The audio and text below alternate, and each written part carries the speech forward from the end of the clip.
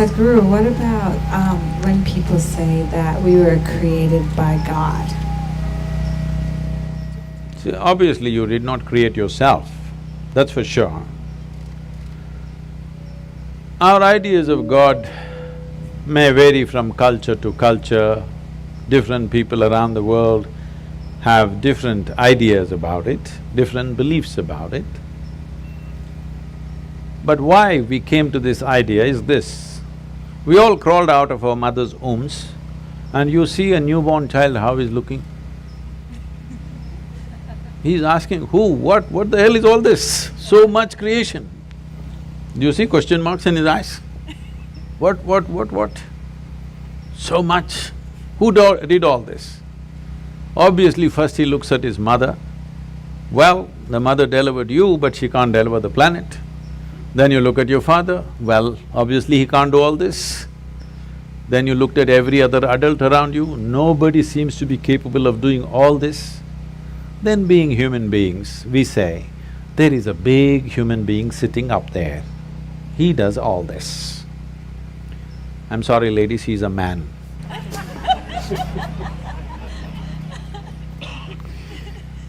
Because we are human, we are thinking a big human is up there. But it's a fact that we did not create this, isn't it? Neither this nor this. We did not create this, we meddled with it. We meddled with it, we muddled with it, but we did not create it, for sure. So we need an explanation. This is a choice you have. Do you need an explanation or are you willing to explore? If you explore, you will come to one kind of situation within yourself.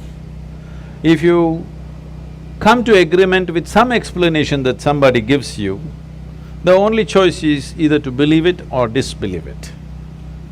If you believe it, you will become confident. It'll not bring any clarity, it'll bring you confidence. If you disbelieve it, you will be confused. If you're joyfully confused, it's very wonderful. But most people don't know how to handle their confusion joyfully. When they get confused, they make themselves miserable. But the most wonderful thing in human intelligence is to recognize what you do not know as you do not know. Everything that you do not know, you believe. This is a serious problem. We have done terrible things to each other simply because I believe this, you believe that. Continuing to do it even now, isn't it, across the world? Because I believe one thing and you believe something else. Now if I let you live, my belief will suffer. The best thing is you're dead. Yes because you believe something else is the truth and I believe something else is the truth, now both of us can't live in one place. We can pretend for some time. When it comes to real issues, we can't be in one place.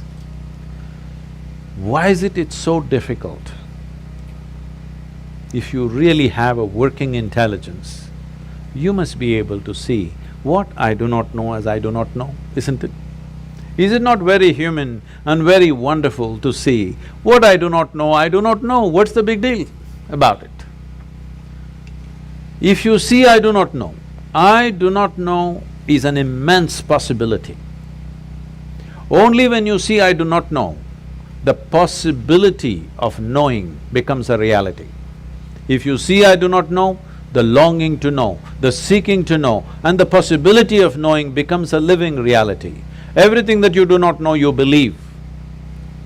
You have to be only among your kind. If you are with another kind of people, either they should not exist or you should not exist, that's all it'll lead to. So this is something that we have to come to, because human intelligence is at its best when it does not know. If I just think I know, I will become stupid because I have my conclusions about everything. If I see I do not know, intelligence is full on, isn't it? You want to keep your intelligence in a working mode or a off mode? You saving it for another place? No, I want to know because it looks like that. A lot of people are saving it for elsewhere. No, you need it here. If you need it here, Please look at this and see. When you see I do not know, you become very conscious, very aware, very alert. Is it true? When you think I know, you do the dumbest and idiotic things, very gross things, yes or no? Yes. If you really see I do not know, you have fight with nobody. You have no fight with anybody, isn't it? Yes. I know is always a fight. So in the yogic culture, there is a phenomena. I'm calling this a phenomena because today, this evening, you may not understand what I'm saying, but if you invest some time and energy, you will understand. We identify with our ignorance, never with our knowledge. Because it doesn't matter how much you know, if you read the libraries on the planet, still what you know is a minuscule in this existence, isn't it? Hello? Yes. But your ignorance is boundless. Yes or no? Yes.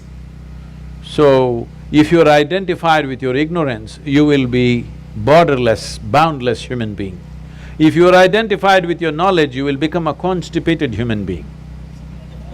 Constipated means it happens little by little.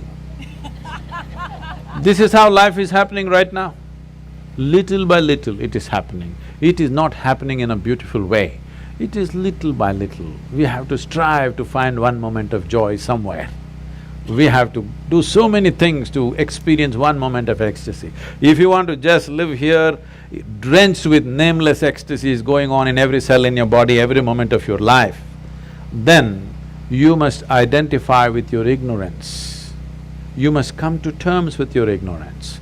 If you come to terms with your ignorance and pay enough attention, if you're ignorant, you naturally pay attention, isn't it? If you pay enough attention, you will see with all this scientific knowledge that we have, we still do not know one atom in its entirety. We know how to use them, we know how to break them, we know how to fuse them, we know how to make them explode, but we don't know what the hell it is even today. Yes or no? So if you pay enough attention, you clearly realize you don't know a thing. Well, he asked that question, this is all I did. When I was just 4.5 years of age, I suddenly realized I don't know a thing. So if somebody gave me a glass of water, I'm just looking at the water because I do not know what is water.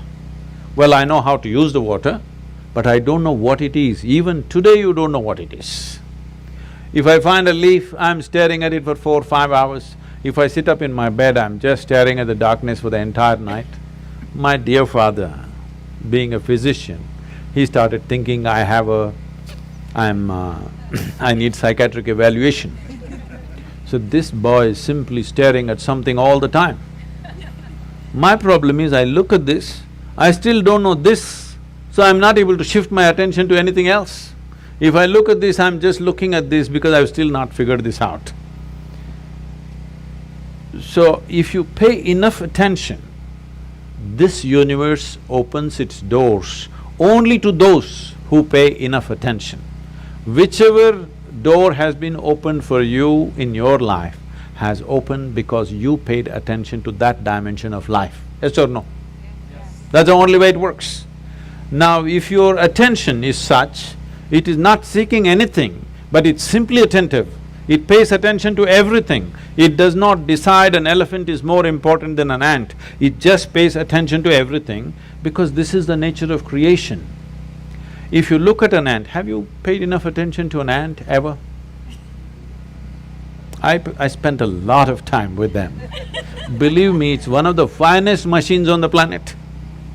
Yes or no?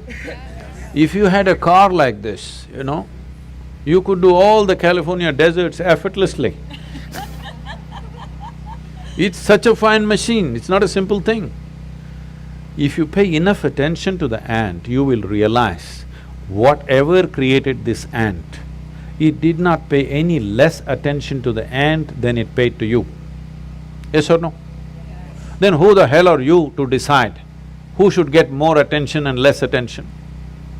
It is just that you have to sharpen your ability to pay attention, not to any particular thing, to simply pay attention. If you pay enough attention, Is it true this body, though you gave food from outside, this body was created from inside? Yes? So whatever is the source of creation must be functioning from within you, isn't it? Is it? So, when you don't know what is the nature of the source of creation, you may use in English language. In India we have many words. In this part of the world, you may call it God. It's just your explanation for the source of creation, isn't it? Because you have no explanation for the creation, you saying, God made this. We have 1,000 names for that, all right? But fundamentally, we are trying to explain the source of creation. Is it true in your experience, the source of this life's creation is functioning from within you? If it's functioning from within you, if it's somewhere up there and you missed it, it's okay. If it's happening from within you and you missed it, isn't it a tragedy? Hello? Yes. If the source of creation is throbbing within you and you did not notice it, are you not a tragedy? So my entire life and work is to just avoid the tragedy for people. Thank you.